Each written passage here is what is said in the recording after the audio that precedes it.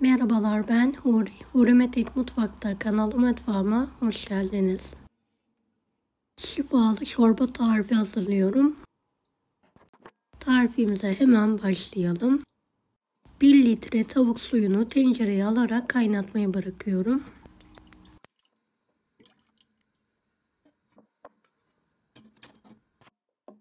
Bir adet tam yumurta, 3 yemek kaşığı un, 1 kase yoğurt,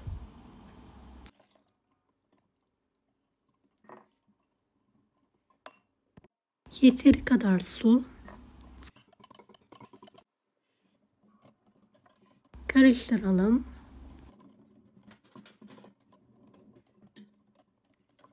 Beni hangi ülkeden veya şehirden izliyorsunuz merak ediyorum. Yoruma yazarsanız sevinirim.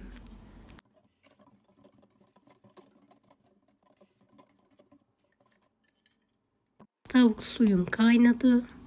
Terbiyeyi süzerek tencerenin içine alıyorum.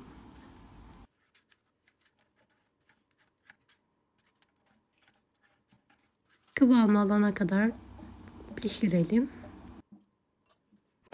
6 diş sarımsağı rendeliyorum.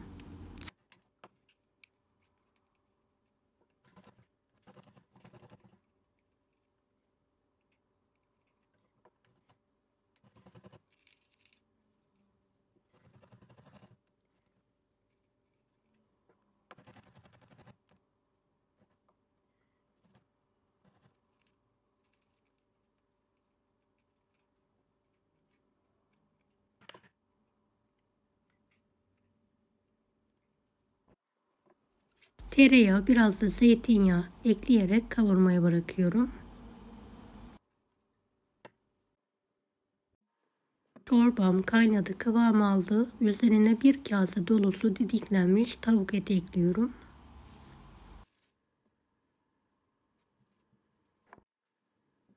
İki tatlı kaşığı tuz.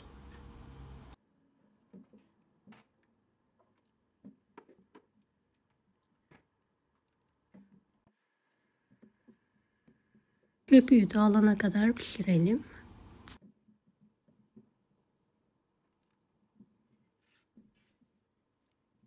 Sarımsaklı yağı kokusu çıkana kadar kavuralım.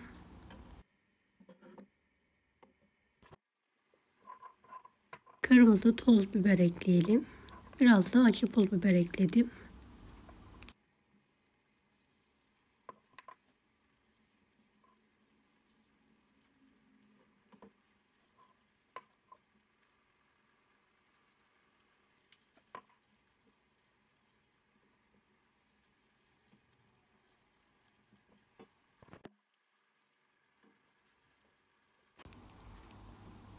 Evet, kıvam alan çorbanın üzerine hazırladığım sarımsaklı yağlı sosu gezdiriyorum.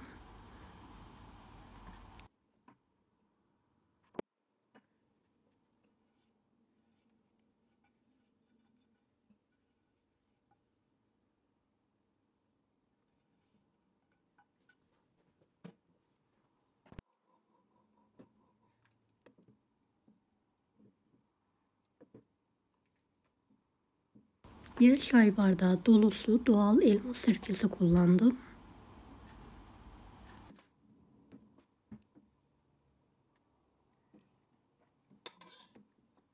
Tavuk suyuna tavuklu paça çorbamız yemeğe hazır.